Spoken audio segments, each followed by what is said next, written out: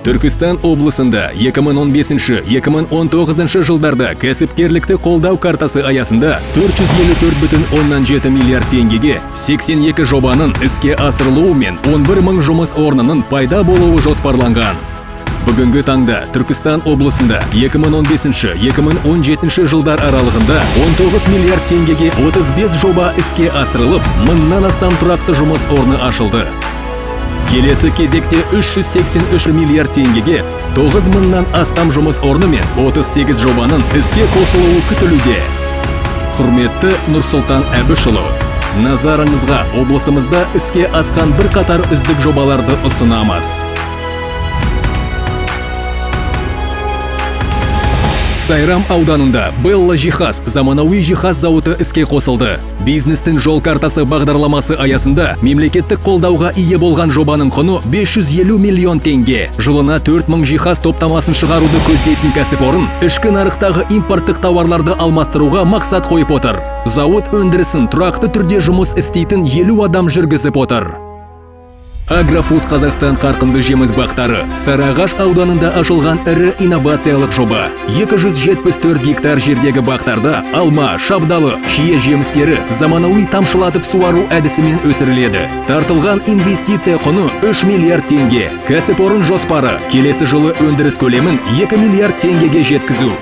Қазір мұнда 300-ден астам адам жұмыс істейді. Сайрам ауданында Нұрша темір өндірістік жылыжай кешені іске қосылды. 2 гектарды алып жатқан кешен жылына 400 тоннаға дейін қияр өнімін береді. Инвестиция көлемі 700 миллион теңге. Оның 80%-ы Қазагро қаржының несиелендіру бағдарламасы бойынша тартылды. Өнім Қазақстанның барлық аймақтары мен шет мемлекеттерге шығарылады. Мұнда 21 адам тұрақты түрде жұмыс істейді.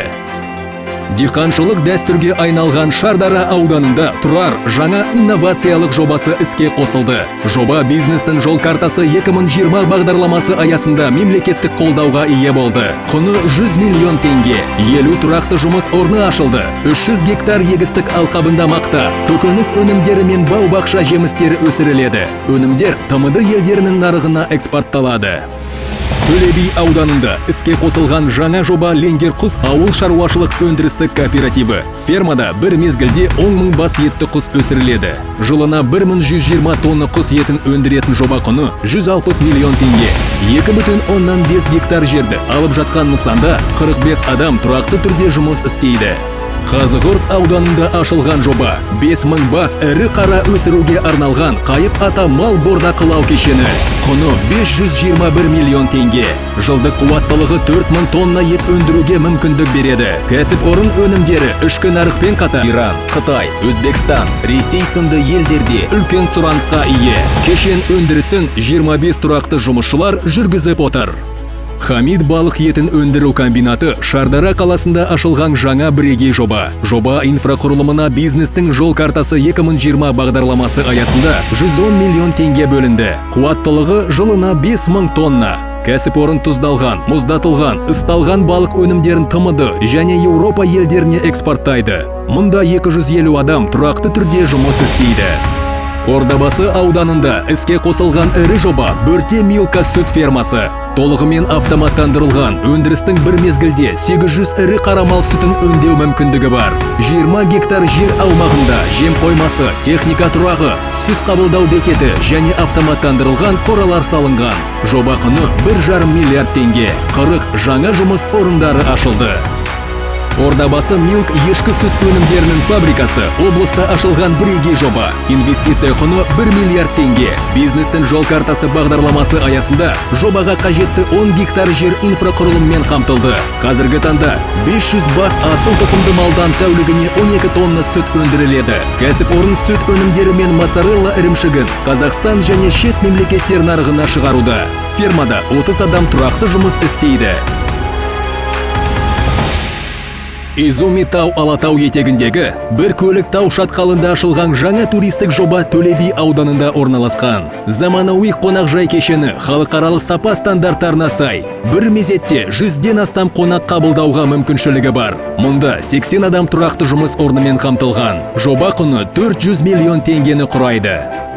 Түлкібас ауданында ашылған көп салалы ірі туристік кешеннің бірі мөлдір бастау. Жоба Ақсу жабағылы табиғи қорығынан 20 шақырым жерде орналасқан. Тәулігіне 500-ден астам адамды қабылдай алатын демалыс аймағында 100-ден адам тұрақты түрде жұмыс істейді.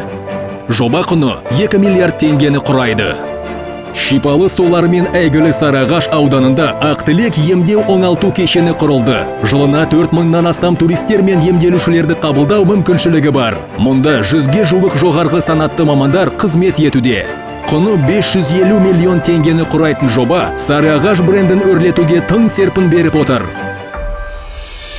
2018 жылдың соңына дейін жалпы инвестиция құны 16,8 миллиард теңгені құрайтын 9 жоба жүзеге аспақ.